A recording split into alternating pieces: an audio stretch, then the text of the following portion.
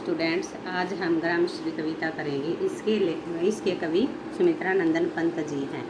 फैली खेतों में दूर तलक, मखमल की कोमल हरियाली, लिपटी जिसमें रवि की किरणें, चांद की सी उजली जाली। तिनकों के हरे हरे तन पर हिल हरित रुधिर रहा झलक। श्यामल तू भूतल पर झुका हुआ, नभ का चिर निर्मल नील फलक। रवि का अर्थ होता है सूर्य, उजली का अर्थ होता है उज्जवल, हरित का अर्थ होता है हरे रंग वाला, रुधिर का अर्थ होता है खून, श्यामल भू का अर्थ होता है हरी भरी पृथ्वी, नभ का अर्थ होता है आकाश। कवि एवं कविता का नाम लिखिए। कवि हैं सुमित्रा नंदन पंत जी, कविता है ग्रामश्री। प्रस्तुत पद की व्याख्या एवं भावार्थ बताइए। कवि प्रकृति का पुजारी है। वह ग्राम अंचल की प्राकृतिक सुंदरता को देखकर भावुक हो उठता है और कहता है कि गांव के खेतों में दूर दूर तक हरियाली छाई हुई है और वह हरियाली मखमल की भांति सुंदर और कोमल है।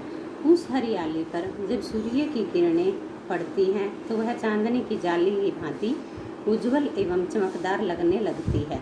खेतों में खड़ी फसलों के तिनकों का हरापन ऐसा प्रतीत होता है मानो हरा रंग झलक रहा है। हरी भरी पृथ्वी के तल पर आकाश का नीले रंग का स्वच्छ एवं पावन पर्दा झुका हुआ है। प्रस्तुत काव्यांश का भावार्थ काव्य सौंदर्य स्पष्ट कीजिए। अब इसका काव्य सौंदर्य देखो भाई। चांदी की सी उजली जाली में उपमा अलंकार है। हरे हरे में पुनरुक्ति प्रकाश अलंकार है। सरल सहज और प्रभावमय भाषा का प्रयोग है। तत्सम शब्दावली का विषयानुकूल प्रयोग किया गया है। प्रस्तुत पद में भाव सौंदर्य पर प्रकाश डालिए। आंसर देखो भाई। सुमित्रा नंदन पंत जी ने ग्रामीण क्षेत्र की स्वाभाविक और प्राकृतिक सुंदरता को प्रदर्शित किया है। कवि ने पाठक का ध्यान गांव के खेतों में फैली हरियाली की ओर आकृष्ट किया है। कवि ने हरियाली पर सूर्य की उज्जवल किरणों के पड़ने में से उसके सौंदर्य में हुई वृद्धि का भी सूक्ष्मता पूर्वक उल्लेख किया है। तिनकों के हरेपन को हरित रुधिर कहकर उसके सौंदर्य को सजीवता प्रदान की गई है। हरी भरी पृथ्वी पर नीले नभ को झुका हुआ बताकर प्राकृतिक सौंदर्य को और भी संवेदनशील बना दिया है। खेतों में फैली हरियाली की तुलना किससे की गई है? खेतों में फैली हरियाली की तुलना कोमल मखमल से की गई है। चांदी की सी उजली जाली किसे और क्यों कहा गया है? चांदी की सी उजली जाली कवि ने उस हरियाली को कहा है जो दूर दूर तक गांव के खेतों में फैली हुई थी, क्योंकि जब उस पर सूर्य की उज्जवल किरणें पड़ती हैं तब उसकी चमक और भी बढ़ जाती है। इसलिए कवि ने उसे चांदी की उज्जवल जाली के समान कहा है। सेकंड पैरा देखो भी। रोमांचित सी लगती वसुधा आई जो हर खेत गेहूं में बाली, हर हर सनई की सोने की किंकिणियां है शोभाशाली, उड़ती भीनी तैलाक्त गंध, फूली सरसों पीली पीली, लो हरित धरा से झांक रही नीलम की कली तीसी नीली। रोमांचित प्रसन्नता व्यक्त करती हुई वसुधा पृथ्वी, किंकिणियां करघनी, शोभाशाली सुंदर, तैलाक्त तेल से बनी हुई, गंध खुशबू, धरा पृथ्वी, तीसी नीली अलसी के नीले फूल। प्रस्तुत कवितांश की व्याख्या एवं भावार्थ लिखिए। प्रस्तुत कवितांश में कवि ने बताया है कि गेहूं और जौ के पौधों की निकली बालियों को देखने से ऐसा लगता है जैसे उनके माध्यम से धरती रोमांचित हो उठती है, अर्थात अपने हृदय की प्रसन्नता को व्यक्त कर रही है। खेतों में उगी अरहर की फलियां और फूल ऐसे लगते हैं मानो सोने से निर्मित सुंदर करघनी धारण कर रही हो।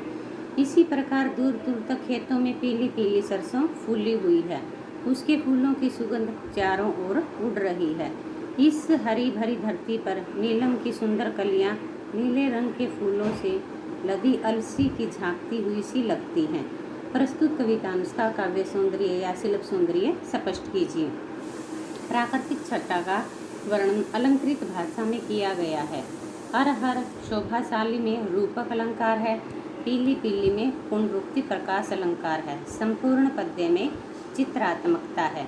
प्रस्तुत काव्यांश पंक्तियों के भाव सौंदर्य को स्पष्ट कीजिए। प्रस्तुत कवि ने खेतों में उगी फसलों का अत्यंत भावपूर्ण एवं मनोरम चित्रण किया है। पृथ्वी को रोमांचित बताकर आसपास के वातावरण का सुंदर चित्रण किया है। अरहर के फूलों और पल्लियों को सोने से निर्मित सुंदर करघनी की उपमा देकर उसकी सुंदरता को उजागर किया है। इसी प्रकार नीलम की कली और अलसी के नीले फूलों को हरे भरे खेतों के बीच दिखाकर उसकी सुंदरता को चार चांद लगा दिए हैं। इसके साथ ही उन्हें झांकता हुआ कहकर उसकी मानवीकरण भी कर दिया है। फिफ्थ क्वेश्चन देखो भाई, कवि को पृथ्वी रोमांचित सी क्यों लगती है? कवि को पृथ्वी रोमांचित इसलिए लगती है क्योंकि जब कवि उसके रोमांचितपन को देखता है तो उसके रोंगटे खड़े हो जाते हैं। इसी प्रकार गेहूं और जौ की बालियां निकल आई तो रोंगटे की भांति खड़ी हुई सी लगती है। इसलिए कवि द्वारा उन्हें देखकर पृथ्वी का रोमांचित सा लगना उचित प्रतीत होता है। कौन हरित धरा में झांकते हुए से लगते हैं? नीलम की कलियां और अलसी के नीले फूल हरित धरा में झांकते हुए से लगते हैं।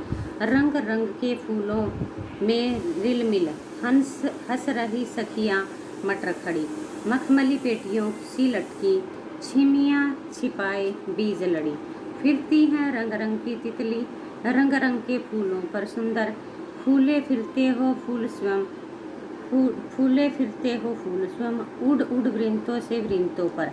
रिलमिल का अर्थ होता है मिलजुल करके, छिमिया का अर्थ होता है मटर की कलियां।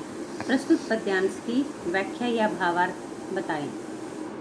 प्रस्तुत काव्यांश में कविवर सुमित्रा नंदन पंत ने गांव के खेतों में उगी फसलों और वहां की प्राकृतिक छटा का सुंदर वर्णन किया है। कवि का कथन है कि मटर की फसल के पौधों पर तरह तरह के फूल खिले हुए हैं। उनके मध्य मटर की कलियां लटकी हुई हैं जो मखमली पेटियों के समान लगती हैं। उन पेटियों में मटर के दाने की लड़ियां छिपी हुई हैं, अर्थात मटरों की फलियों में मटरों की दोनों पंक्तियां विद्यमान है। कवि ने पुनः बताया है कि वहाँ विभिन्न रंगों के सुंदर फूलों पर विभिन्न रंगों वाली तितलियां उड़ रही हैं। वहाँ इतने अधिक फूल हैं कि ऐसा लगता है फूल स्वयं फूले नहीं समा रहे, फूल स्वयं फूलों के समूह पर गिर रहे हैं। प्रस्तुत काव्यांश में निहित भाव सौंदर्य पर प्रकाश डालिए। कवि के कहने का भाव यह है कि गांव के खेतों में खड़ी मटरों की फसलें अत्यंत शोभायमान हैं और रंग रंग के फूलों की अत्यधिक संख्या होने के कारण वहाँ का वातावरण सुंदर एवं सुगंधित बना हुआ है। प्रस्तुत काव्यांश के काव्य सौंदर्य को स्पष्ट कीजिए। मटर के पौधों का मानवीयकरण किया गया है। मखमली पेटियों सी में उपमा अलंकार है। रंग रंग और उड़ उड़ में पुनरुक्ति प्रकाश अलंकार है। भाषा प्रसाद गुण से संपन्न है। प्रस्तुत काव्यांश के मूल विषय को स्पष्ट कीजिए। कवि के कहने का भाव यह है कि मूल प्राकृतिक छटा को मनोरम रूप में उजागर करना ताकि लोगों का ध्यान उस ओर आकृष्ट हो सके। प्रस्तुत कवि ने मखमली पेटियां किसे और क्यों कहा है? कवि ने मटर की हरी भरी फलियों को मखमली पेटियां कहा है। इन्हें पेटियां इसलिए कहा है क्योंकि इनमें मटर के बीज भरे हुए थे। फोर्थ पैरा देखो भी। अब रजत सवर्ण मंजरियों से लद रही आमर तरु की डाली, झर रहे ढाक पीपल के दल, हो उठी कोकिला मतवाली, महके कटहल मुकुलित जामुन, जंगल में झरबेरी झूली, फूले आड़ू नींबू दाड़िम, आलू गोभी बैंगन मूली। रजत का अर्थ होता है चांदी, सवर्ण का अर्थ होता है सुनहरा, मंजरियों का अर्थ होता है गोर, तरु का अर्थ होता है टहनी। अब प्रस्तुत पद्यांश की व्याख्या या भावार्थ लिखिए। प्रस्तुत कवितांश में कवि ने ग्रामीण क्षेत्र की प्राकृतिक सुंदरता का वर्णन करते हुए कहा है कि अब वहाँ आम के वृक्षों की टहनियाँ चांदी और सुनहरे रंग के बोर से लद गई हैं। आम की टहनियों पर बोर उग आया है जिससे उस पर कमल फूल लगने लगे हैं। इस समय ढाक और पीपल के वृक्षों के पत्ते झड़ रहे हैं। ऐसे सुनहरे और सुंदर वातावरण में कोयल भी मस्ती में भरकर कूक रही है। इसके अतिरिक्त कटहल में पेड़ भी महक रहे हैं। जामुन पर भी बोर लगाया है। जंगल में छोटे छोटे बेरों वाली झाड़ियाँ भी बेरियों से झूल रही हैं। आड़ू, नींबू, अनार, गोभी, बैंगन, मूली आदि फल और सब्जियाँ खूब उगे हुए हैं। भावार्थ स्पष्ट कीजिए। कवि के कहने का भाव यह है कि बसंत ऋतु में विभिन्न प्रकार के फलों के वृक्षों पर फल फूल लग जाते हैं। वातावरण अत्यंत प्रसन्नता में बन जाता है। ऐसे में कोयल भी अपनी मधुर वाणी में सुंदर गीत गाने लग जाती है। प्रस्तुत काव्यांश में निहित काव्य सौंदर्य, शिल्प सौंदर्य स्पष्ट कीजिए। संपूर्ण कवितांश में शुद्ध साहित्यिक भाषा का प्रयोग किया गया है। चित्रात्मक भाषा शैली का प्रयोग किया गया है। शब्द योजना विषय अनुकूल है। को प्रस्तुत काव्य पंक्तियों में कम पंक्तियों के भाव सौंदर्य पर प्रकाश डालिए। कवि ने इन पंक्तियों में ग्रामीण अंचल की प्रकृति के विभिन्न दृश्यों का वर्णन अत्यंत सजीवता से किया है। बसंत ऋतु के आने पर जहाँ आम के वृक्षों की शाखाएं बोर से लद जाती हैं, वहीं पीपल और ढाक के वृक्ष पत्थर विहीन हो जाते हैं। बसंत के आते ही कोयल भी मस्ती में भरकर मधुर ध्वनि में बोलने लगती हैं। विभिन्न प्रकार के फलों और सब्जियों की फसलें भी महक उठती हैं। कवि ने अपने इन सब भावों को सुगठित एवं प्रभावमयी भाषा में प्रभावशाली ढंग से व्यक्त किया है। मतवाली क्यों हो उठी थी? कवि ने बताया है कि बसंत ऋतु में प्रसन्नता युक्त वातावरण में कोयल भी मस्ती में भरकर कूक उठती है। प्रस्तुत पंक्तियों को पढ़कर कवि के किस ज्ञान का परिचय मिलता है? इन काव्य पंक्तियों को पढ़कर कवि के प्रकृति संबंधी ज्ञान का बोध होता है। कवि को प्रकृति का ज्ञान ही नहीं अपितु उसके प्रति गहन लगाव भी है। 5वां पैरा देखो भाई। पीले मीठे अमरूदों में अब लाल लाल चितियाँ पड़ी हैं। पक गए सुनहले मधुर बेर। आंवली से तरु की डाल जड़ी। आंवली से तरु की डाल जड़ी। लह लह पालक मह मह धनिया। लौकी ओ सेम फली फैली। मखमली टमाटर हुए लाल। मिर्चों की बड़ी हरी थैली। चितियाँ का अर्थ होता है चितरियाँ। मधुर का अर्थ होता है मीठे। अमली का अर्थ होता है छोटे आंवले। अमली का अर्थ होता है छोटे आंवले। तरु का अर्थ होता है वृक्ष। लह लह का अर्थ होता है लहकना। मह मह का अर्थ होता है महकना। प्रस्तुत पद्यांश की व्याख्या एवं भावार्थ लिखी। कवि ने खेतों में लगी सब्जियों पर एवं वृक्षों पर लगे फलों का वर्णन करते हुए कहा है कि अमरूद के पेड़ों पर लगे हुए अमरूदों पर अब लाल लाल चिन्ह पड़ गए हैं। इनसे पता चलता है कि अमरूद अब पक गए हैं। इसी प्रकार बेरिया पर भी सुनहरे रंग के मीठे मीठे बेर लगे हुए हैं। आंवले की वृक्ष की टहनियों पर भी आंवले भी लदे हुए हैं, अर्थात अत्यधिक मात्रा में लगे हुए हैं। खेत में खड़ी पालक लहक रही है। धनिया भी सुंदर लग रहा है। लौकी और सेम के बेलें भी फैली हुई हैं, जिन पर लौकियाँ और सेम की फलियाँ लगी हुई हैं। अब मखमली टमाटर भी पककर लाल रंग के हो गए हैं। मिर्चों के पौधों पर भी अत्यधिक बड़ी बड़ी हरी हरी मिर्चें लगी हुई हैं। भावार्थ देखो भी। कवि के कहने का भाव यह है कि ग्रामीण अंचल में तरह तरह के फलदार वृक्ष हैं, जो वहाँ के लोगों को स्वादिष्ट फल देते हैं। खेतों में भी तरह तरह की सब्जियाँ उगाई जाती हैं। प्रस्तुत कविता काव्यांश का काव्य सौंदर्य या शिल्प सौंदर्य स्पष्ट कीजिए। प्रस्तुत कविता में कवि ने स्पष्ट कहा है कि इस पद्यांश की भाषा सहज, सरल और प्रभावमयी है। तत्सम शब्दों का सार्थक एवं सफल प्रयोग किया गया है।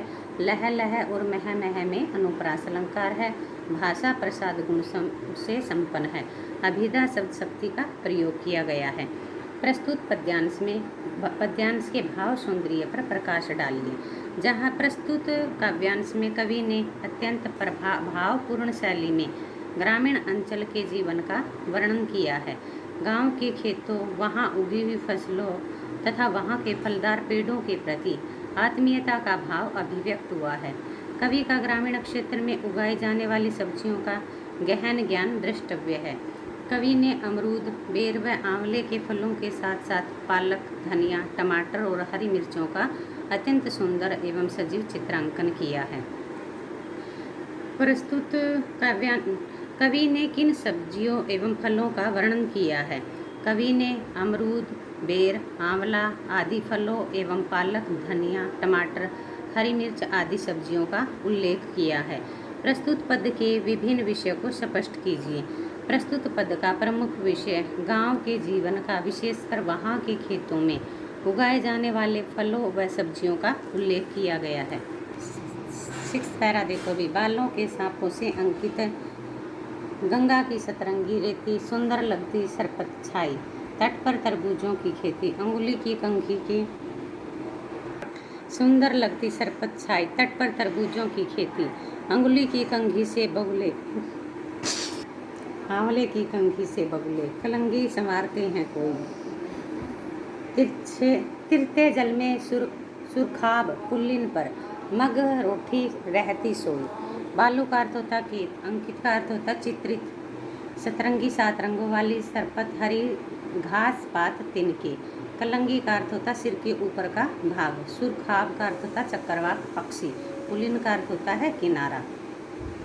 अभी प्रस्तुत पद्यांश की व्याख्या एवं भावार्थ लिखिए। प्रस्तुत पद्यांश में कवि ने गंगा तट के सौंदर्य का वर्णन बड़े अच्छे ढंग से करते हुए कहा है कि गंगा के किनारे बिछी हुई सतरंगी रेत व हवा के कारण बनी हुई लहरें सांपों के समान लगती है।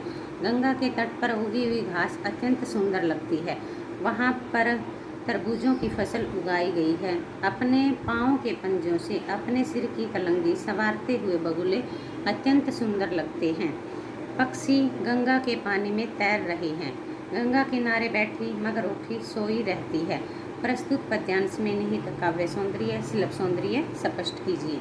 प्रस्तुत कवितांश में सहज, सरल और स्वाभाविक भाषा का प्रयोग किया गया है। बालू के सांपों से अंकित रेती में उपमा अलंकार है। तट पर तरबूजों पुलिन पर में अनुप्रास अलंकार की छटा है। भाषा प्रसाद गुण से संपन्न है। प्रस्तुत पद्यांश के भाव सौंदर्य पर प्रकाश डालिए। प्रस्तुत काव्यांश में कवि ने अत्यंत भावपूर्ण शैली में ग्रामीण अंचल के प्राकृतिक सौंदर्य एवं गंगा के किनारे की अनुपम छटा को चित्रित किया है। कवि ने बताया है कि गंगा के किनारे बिछी रेत पर अंकित लहरें सर्पों के आकार सी लगती है। रेती के कण की चमक 7 रंगों वाली लगती है। इतना ही नहीं, वहाँ उगी हुई हरी हरी घास और तरबूज की फसल का दृश्य भी मनोहारी है। गंगा के किनारे पर बगुले, सुरखाब, मगरोठी आदि पक्षी मन को आकर्षित करते हैं। अत्यंत स्पष्ट है। कवि ने संपूर्ण पद में गंगा के तट की छटा का सुंदर एवं सजीव चित्रण प्रस्तुत किया है। कवि ने गंगा के किनारे किन किन पक्षियों को देखा है? कवि ने गंगा के किनारे बैठे बगुलों, चक्रवाक और मगरोठी को देखा है।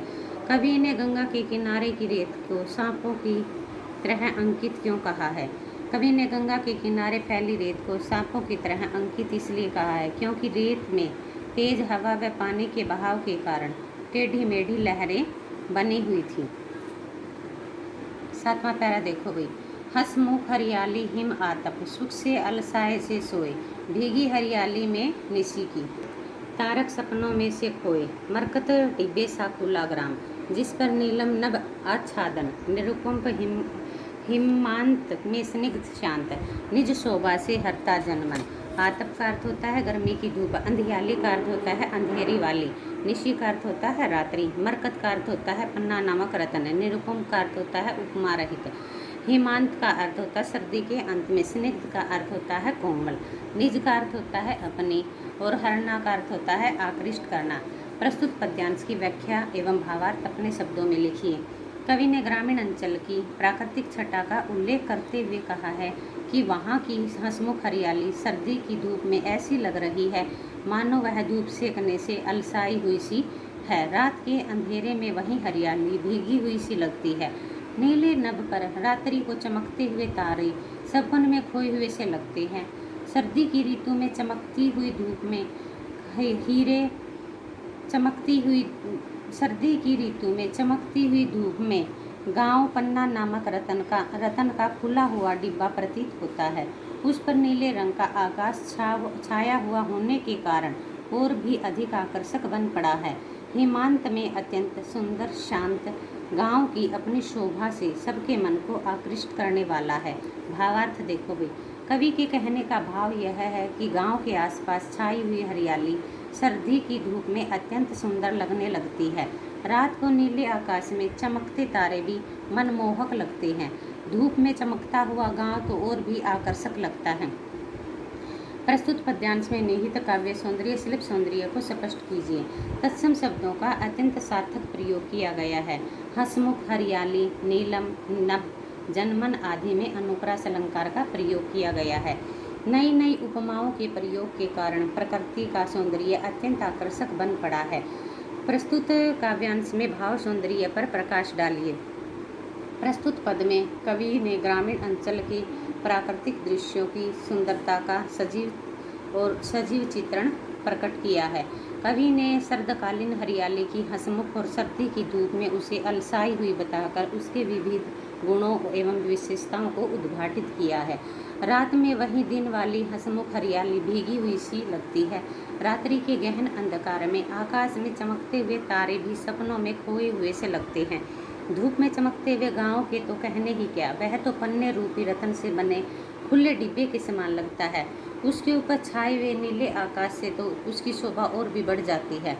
शांत, एकांत और अपनी अनुपम शोभा से गांव सबके मन को आकर्षित करता है। प्रस्तुत काव्यांश में प्रस्तुत विषय का उल्लेख कीजिए। प्रस्तुत काव्यांश का प्रमुख विषय गांव की प्राकृतिक छटा का भावपूर्ण वर्णन करना है। इसमें कवि ने वहां के दिन और रात के विविध दृश्यों को कलात्मकतापूर्ण अंकित किया है। प्रस्तुत पद्यांश में कवि ने ग्राम को किसकी उपमा दी है? प्रस्तुत पद में कवि ने ग्राम को मरकत के खुले डिब्बे की उपमा दी है, जो अपनी अनुपम सुंदरता के लिए सबके हृदय को आकर्षित करता है।